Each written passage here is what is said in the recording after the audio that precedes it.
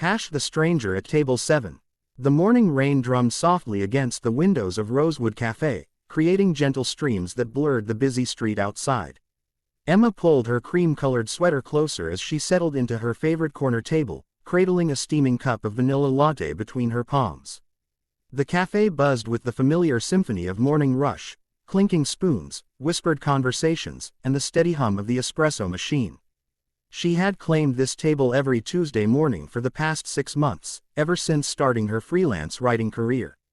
It was her sanctuary, a place where words flowed as freely as the coffee.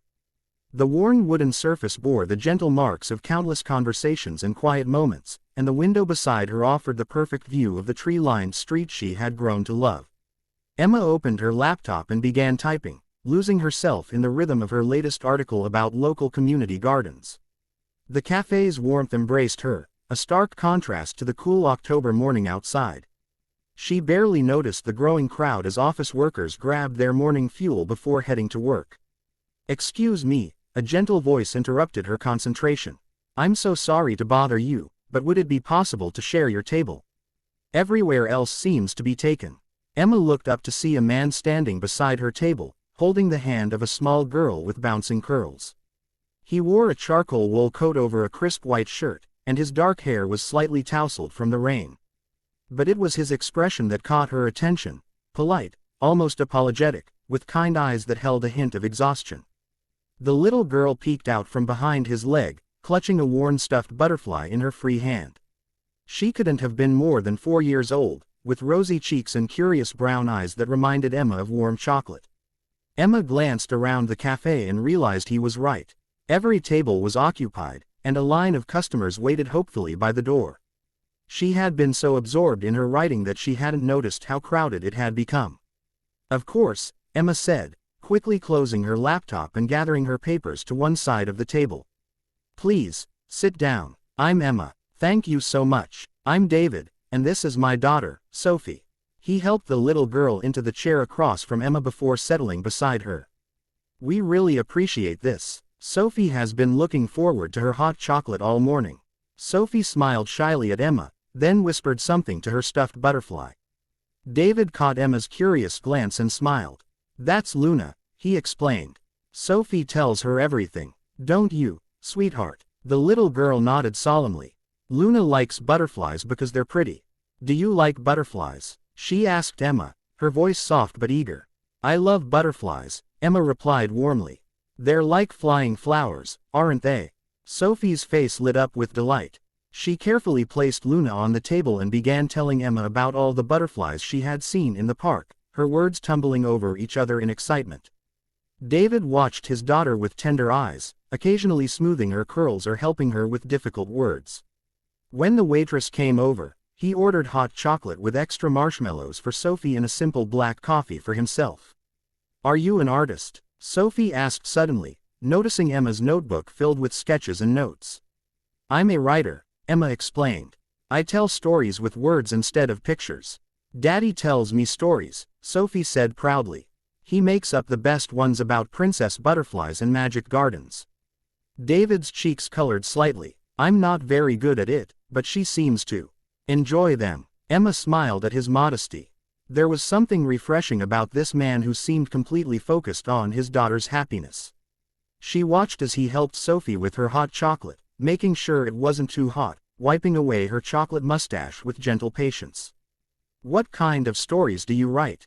David asked, settling back in his chair as Sophie became absorbed in drawing with the crayons the waitress had brought her.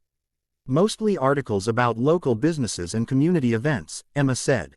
"Nothing too exciting, but I love meeting people and learning their stories." They fell into easy conversation, their voices mixing with the comfortable sounds of the café around them.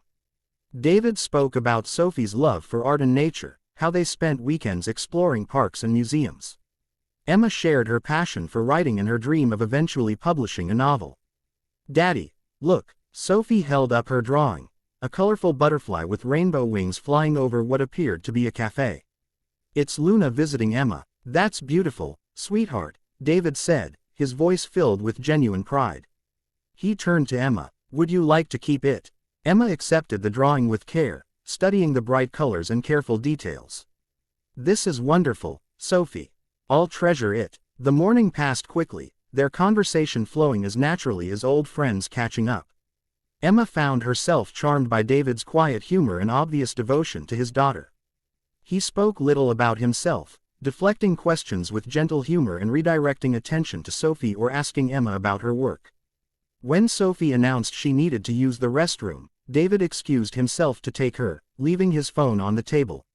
A text message lit up the screen, and Emma couldn't help but notice the sender's name: Harrison Industries Board Meeting, Conference Room A. Emma's heart skipped. Harrison Industries was one of the city's largest companies, known for their philanthropic work and environmental initiatives.